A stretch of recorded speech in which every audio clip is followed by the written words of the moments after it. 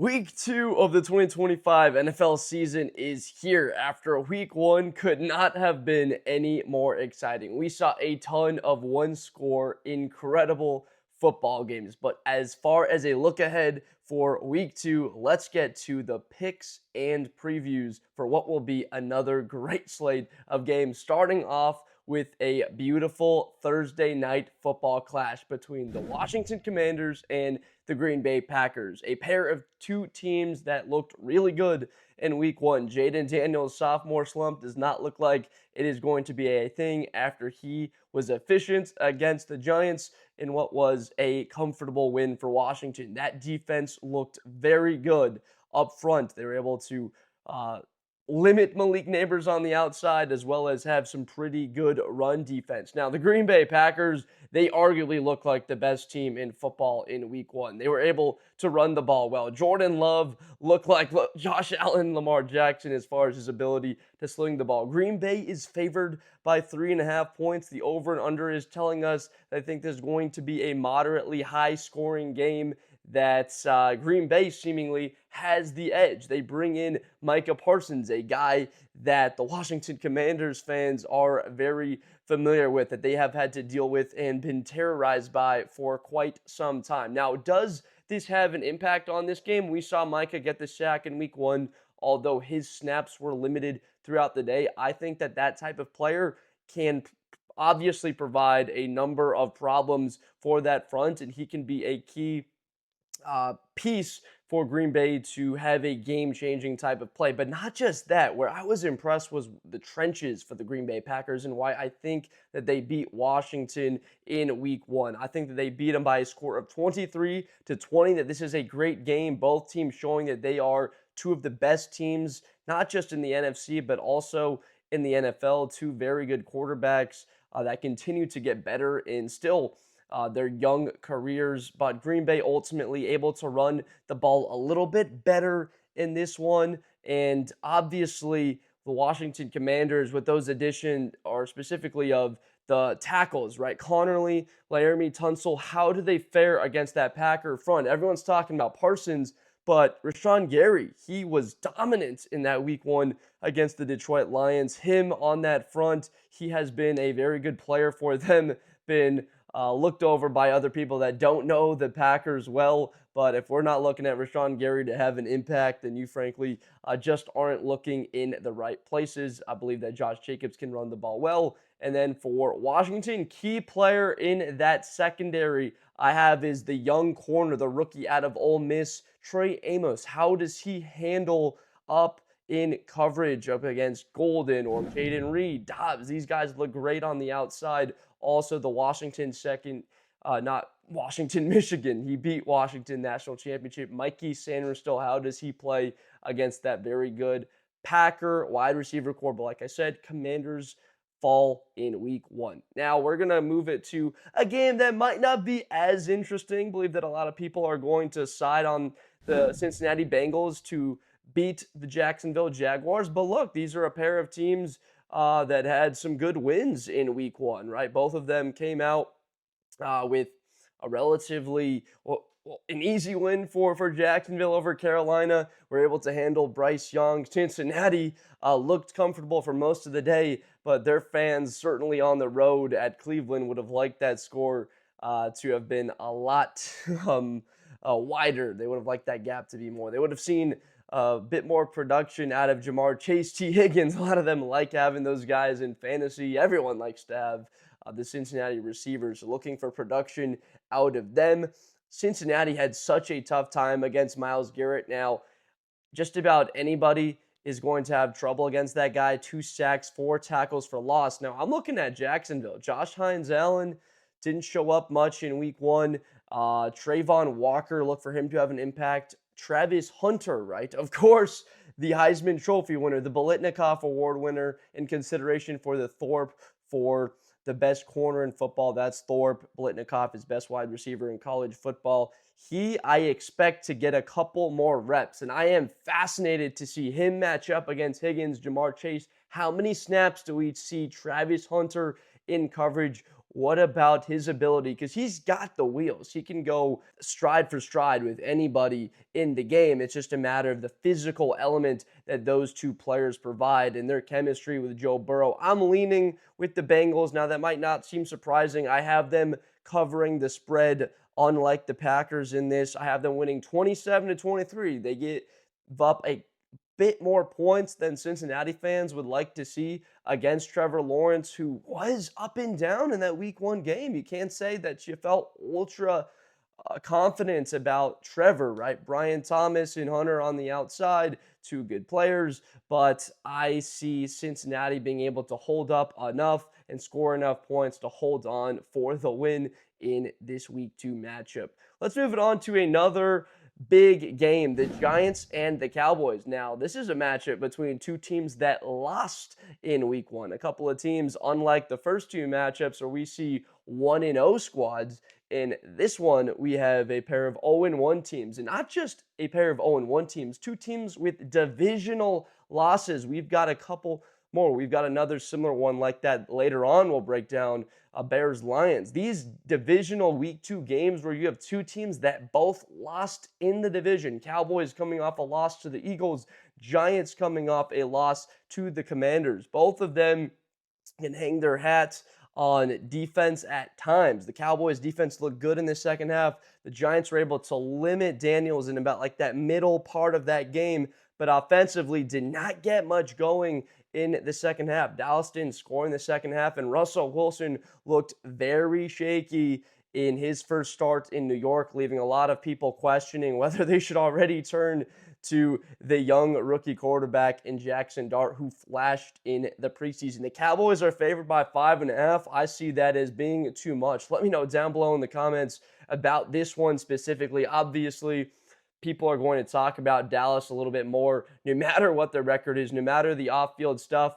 But we're talking about two teams that went the opposite way. Dallas gets rid of their star edge rusher, Micah Parsons, and the Giants go out and draft with the number 3 overall pick, Abdul Carter. Love this guy because unlike Micah, in the sense, Micah's gotten better as a edge defender, being an every down guy that can defend the run. Abdul Carter is a monster against the run. You can point out his matchup coming in with one arm against Boise State and playing one of the best games of his career. I like them to keep the score close, really test that Cowboys offensive line who ran the ball well in week one. Was impressed by Javonte Williams, 2 touchdowns for him. How does that Giants secondary fare against Pickens and CeeDee Lamb? George Pickens right on the outside now, 50-50 ability. CeeDee Lamb, one of the best route runners in football, have to catch the ball in big moments. Obviously, that costed them dearly. I have the Cowboys winning 24-21,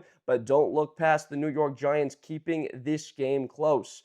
Like I mentioned, we're going to get to that Bears-Lions game. So these two matchups, teams that had opportunities to start their season well, but they both lost. Bears-Lions both lost divisional games. The Bears, heartbreaker to the Minnesota Vikings, up by 11 points with the football. They get a holding call, intentional grounding from their quarterback, Caleb Williams. They miss a 50-yarder, and just like that, Minnesota goes boom, boom, boom, 3 touchdowns, take control of the game, and the Bears are left with their going home with their tail between their legs after a very bad loss. Lions favored by 5.5 at home on the fast track against their former great offensive coordinator in Ben Johnson, who we have to say 12 penalties, almost 130 yards of penalty yardage. That is not a disciplined-looking football team in week one. Now, a couple of questionable calls, we can understand that, but still the theme from that was the Bears did not look sound. The Detroit Lions did not look sound. They didn't have rhythm. Jared Goff had a decent completion percentage. I have to say, though, I believe that Detroit has the ability with their weapons on offense to make this game very tough for the Bears. Now, the concerns for Chicago in this one, obviously, are that do we know if Jalen Johnson's back? Do we know about Kyler Gordon? 2 great players in their secondary. Their backer, TJ Edwards, was not available against Minnesota. They held up earlier in the game, But later on, Minnesota, J.J. McCarthy, once they got enough throws at that dartboard, were able to start getting closer and closer to the bullseye until they hit it right there, smack dab in the red with a touchdown to Justin Jefferson and got them flying. I don't think they can hold up enough against Detroit. Even if those guys are on the field, how healthy are they? That's obviously a big concern on the short week. Detroit has a massive chance here to not go 0-2. They really can't lose this game. Neither team can lose this game, but what's great about football, someone that can't lose this game will lose this game. I got the Lions winning 27-26, a lot closer than Detroit fans would want. But they end up pulling out the win. Let me know about that one. Obviously, a fascinating matchup between a couple of teams that are having their fan bases on the brink of panicking. The Rams and the Titans, gotta say, sloppy win from LA in week 1. Matthew Stafford, all of the injury concerns from the preseason where he doesn't play offseason. He's dealing with the back stuff, and he does go out there and plays well enough. Him and Puka Nacua look like they didn't lose any time. Him having him out there, they connected 10 times, 130 yards for Nacua. He looked like one of the best wide receivers in football. On the other side, their defense was fantastic against Houston. Came up with a huge stop after we saw the fumble late in the game. Lamon punches it out. Fisk with the recovery. One of the more athletic-looking defensive tackle plays you will see. 41.5 is the spread against Tennessee. Cam Ward looked fine. Right, Denver's a great team, so the completion percentage not being great. We're going to let him take the pass on that one on the road as well. This one at home. But same thing as we talked about, CeeDee Lamb's got to help out Dak Prescott. Calvin Ridley, you got to help out your young quarterback and make some plays. Veteran player, 5.5 for the Rams. I believe that they cover the spread on the road, 24-18 that they pull out to win. I'm worried about Cam Ward facing another great defense. And we can say that Denver and LA have great defenses, young players across the board, but talent is everywhere for both of them, especially for the Rams up front in that front seven, one of the best units in football. I would like to see Tennessee really try and establish the run, get some relief for your young quarterback. Make sure it doesn't have to be everything from him, but you're going against some of the cream of the crop of the NFC, a really tough game for Tennessee to pull that out. Let's go to an AFC matchup. Couple of AFC teams, just like we talked about earlier with the divisional teams losing. Patriots lost. They faced their divisional rival, the Dolphins. They lost to the Raiders, and the Dolphins looked horrible against the Colts. Both teams 0-1. Can't go 0-1. Someone most likely, unless it's a tie, will wind up 0-1. Spread, the Dolphins favored by 1.5. I did not like much. I'm sure a lot of you did not like much of anything you saw from Miami. They look pretty soft, to say it. And now that's not my word, but I saw that throughout, people throwing it out and watching a little bit of film. It did look like they were something like that. I'm going to change the word to uninspired. All right, we're going to say uninspired instead of soft because a lot of these guys are great players with a lot of pride, and I just think soft is going a little bit too far. An uninspired effort against the Colts in week 1. Jonathan Taylor looked pretty good. Daniel Jones rushes for 2 touchdowns. But we can say the same thing about New England, right? That offense, I don't get what the game plan was. You only give Travion Henderson a couple of touches. He gets more, but receptions, I think he had 6 receptions and only 5 carries in the game. I do not know what Mike Vrabel was doing there. I'm expecting Henderson to get more touches. How about the Travion Henderson versus Kenneth Grant? If you watch college, the Ohio State versus the Michigan, these guys squared off a couple of times the last few years in that matchup. Kenneth Grant and Mason Graham, when they were at Michigan, getting the best of them. So if you like college, and I talk about this a lot, some of these younger players in the league, so fun. Those intricate little details about some little extra motivation for both of those guys to play well. I got New England actually coming up with a nice win on the road, 21-17. We see them give the ball to Henderson a bit more. I like what I saw from their defense against Vegas, stopping the run. Genty, 19 carries for 38 yards. The Dolphins, as an identity-wise for Achane, Not exactly sure what they're trying to do on offense at times. Tua's got uh, to just play better overall. He did not look good week one. Patriots, Dolphins. Patriots get the divisional win. Dolphins fall to 0-2 on the season. Now, this next matchup was really tough for me because there's a lot of data out there. As far as the injury report, right? San Francisco, George Kittle is out, but as of right now, the recording of this, the status of the quarterback for the Niners is incomplete. Will he be playing against New Orleans? Obviously, that is very tricky to tell, and that completely makes a factor on how you make this pick. I'm going to go out there on a limb and say he's playing, but even if he is not playing, they rely on their backup. I love the way Christian McCaffrey looked. We saw the concerning updates. Christian McCaffrey with the calf injury. We're like, oh boy, here we go again. He gets 9 receptions, runs the ball pretty well in their win over Seattle. Purdy takes him down the field for the late touchdown and the win over Seattle. New Orleans, man, they just did not look very good against Arizona. Concerning loss. This one is at home, though.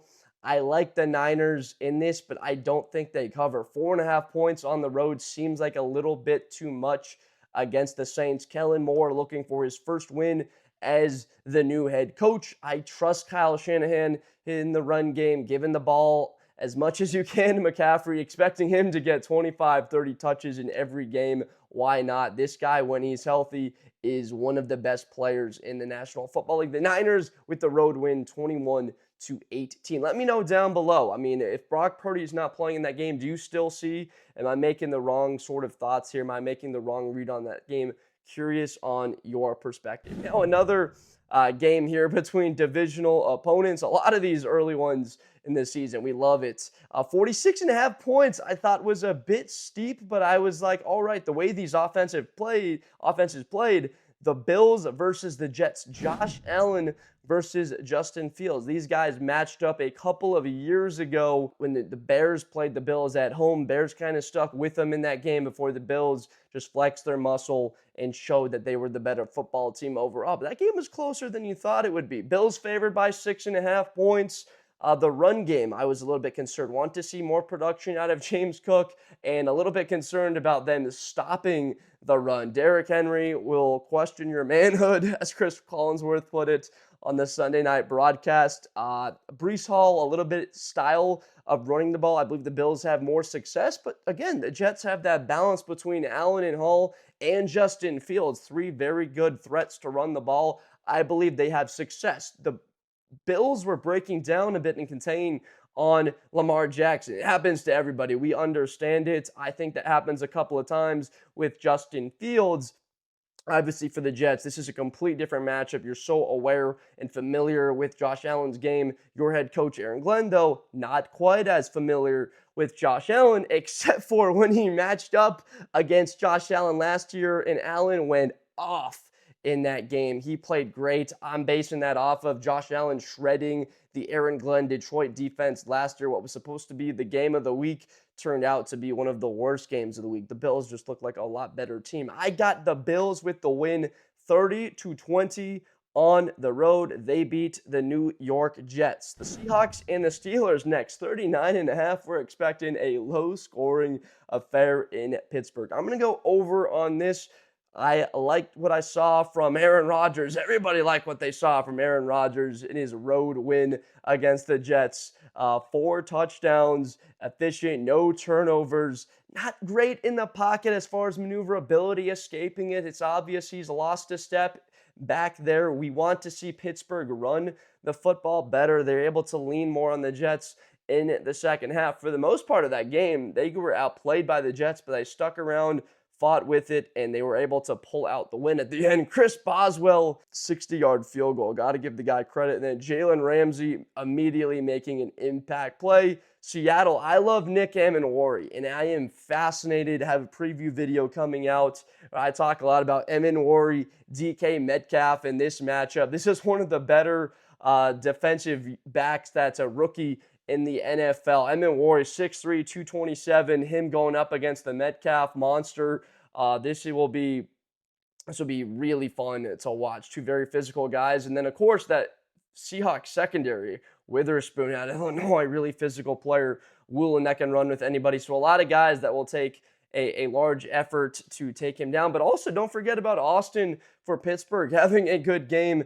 All the questions about Pittsburgh, who the number 2 will be, that's a good start for them. I would like to see Pittsburgh run the ball more, though. I have Seattle coming up with a 24-21 win.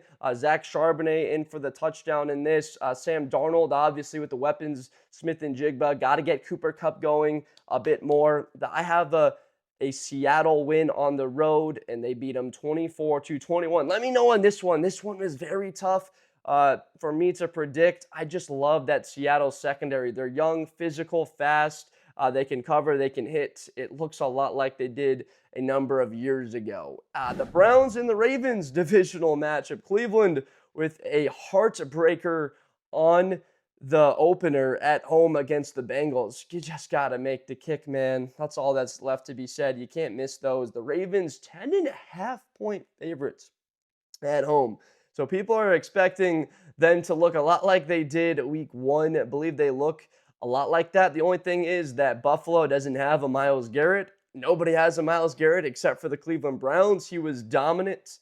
2 sacks, 4 tackles for loss. You could almost say he had the impact of having 5 sacks and 10 tackles for loss because the entire plan is just thrown out the window and he's on the field in preparation. So Myles Garrett, Derrick Henry, we got to see it twice a year. This is incredible now that Henry's in this division. I hope we see this another 8 times. I would love to see this twice a year for another half decade. I got Baltimore winning 26-17.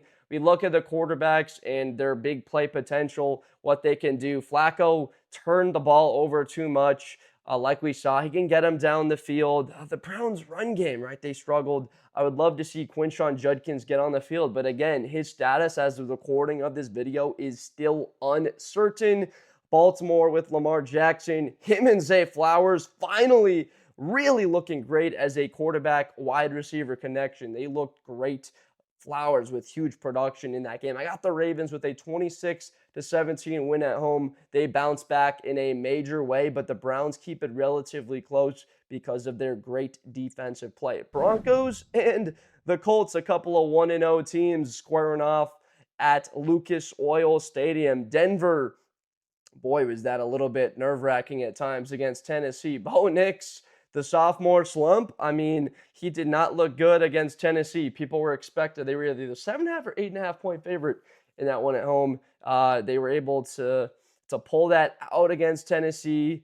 Obviously, we're expecting a lot more out of Bo. I want to see Troy Franklin. I talked about it last week. I'm talking about it this week. I got to see Troy Franklin get more touches of the ball for the Colts. Keep pounding the football with Daniel Jones. That's exactly what worked for him when he had that playoff run with Dable in New York before they got they played well in the playoffs right before they ended up losing. But I would love to see Daniel Jones continue to show off his mobility. You got a great defense on the other side. I love Buckner. I love Zaire Franklin. I love Kenny Moore. Ward's there now. Like, they've got pieces on defense to limit Denver. I have the Broncos winning 23-20.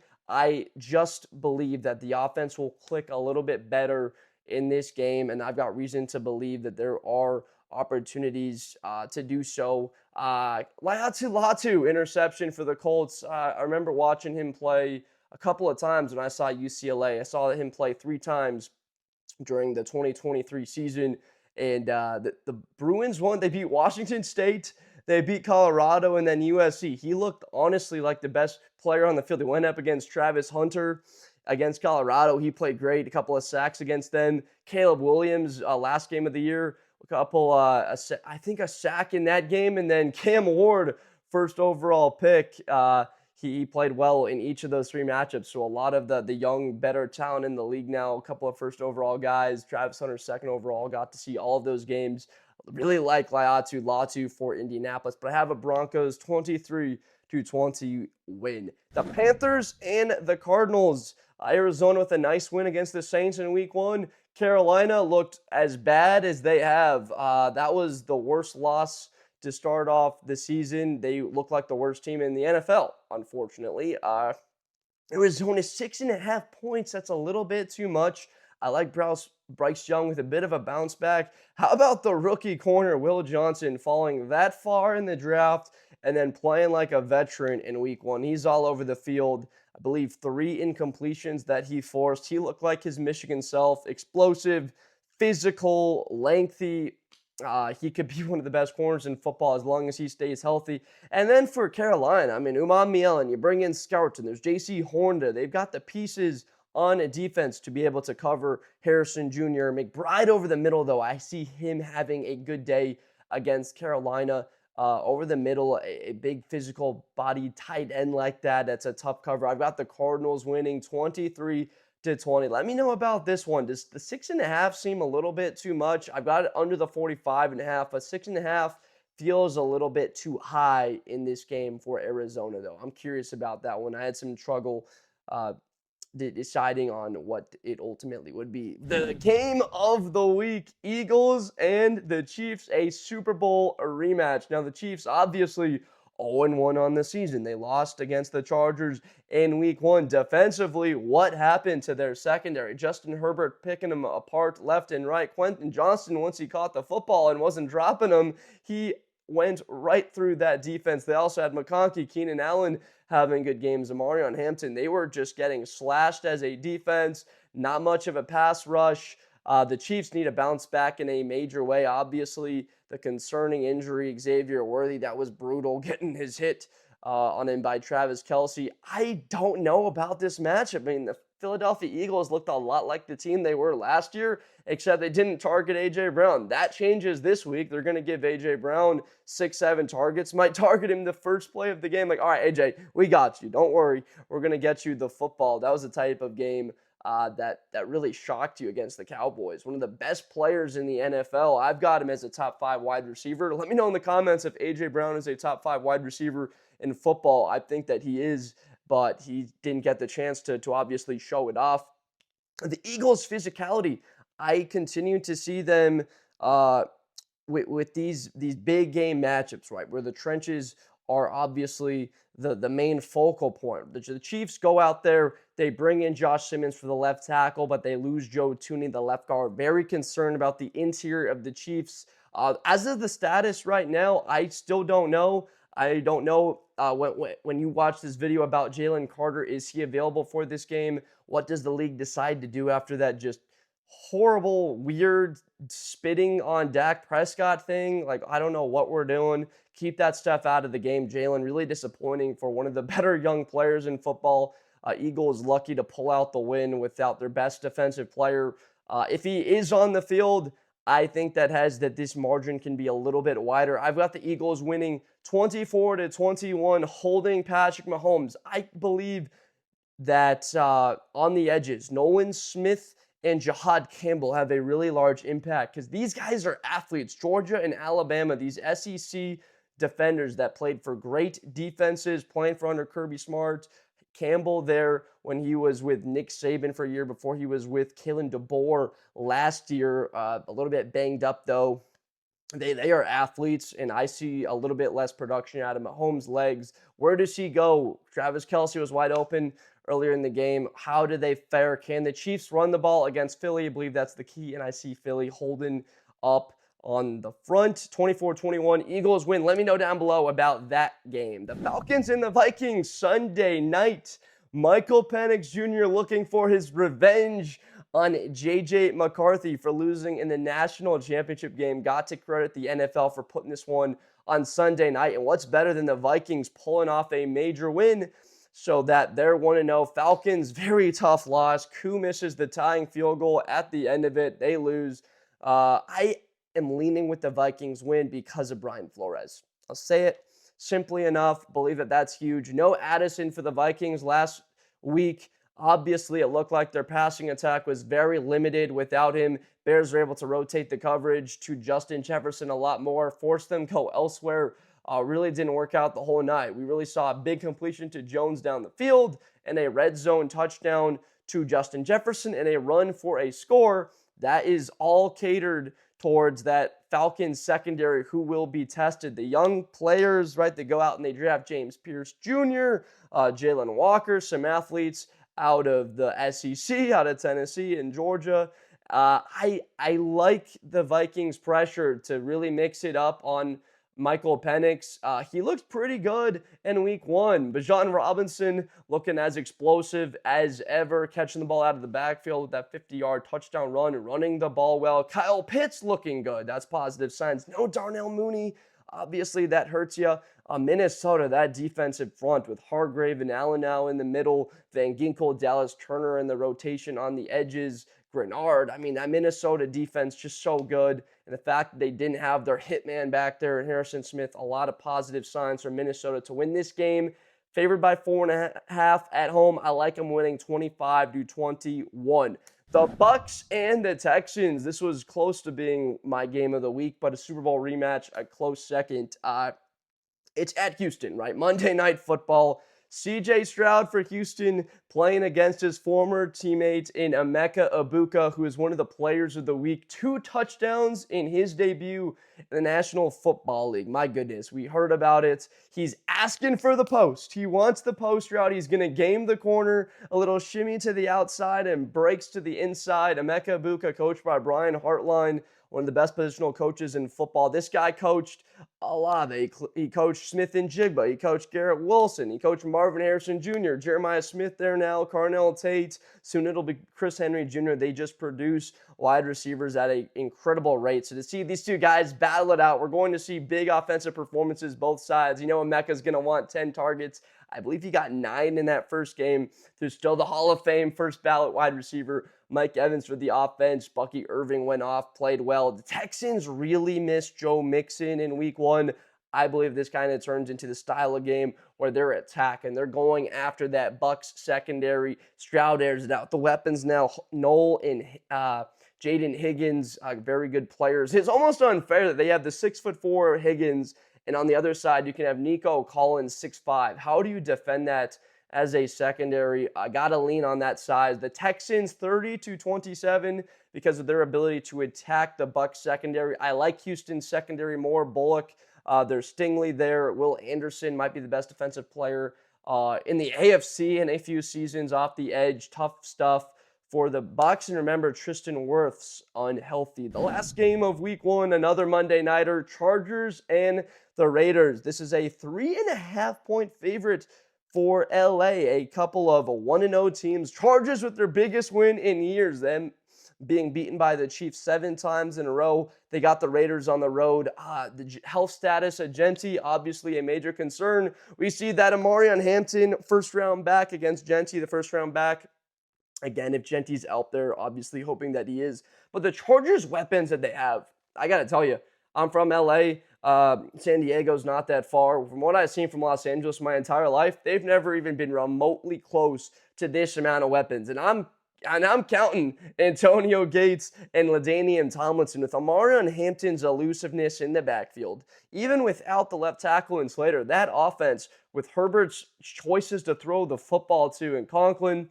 They drafted Lambert Smith out of Auburn, the transfer from Penn State. Ladd McConkey out of the slot. Keenan Allen back now. Trey Harris out of Ole Miss. And then Quentin Johnson from TCU. They've invested so much capital with all of these picks. Again, Trey Harris this year. Ladd McConkey, the second rounder out of Georgia. Quentin Johnson, the former first overall guy that lost to McConkey in Georgia in the national championship. I know I'm rambling off players, names, college football. We're fired up for this game against the Raiders. I'm concerned about the Raiders secondary. I believe they get shredded much like the Chiefs did. Justin Herbert looked pretty dang good, like one of the best players in the football in week one. So I got the Chargers to win 27-19. Geno Smith, he doesn't have quite the level to elevate himself the way a Justin Herbert can. I've got the Chargers with the win on the road. Let me know down below about all these games, whether you agree, disagree with me, what the results of these will be.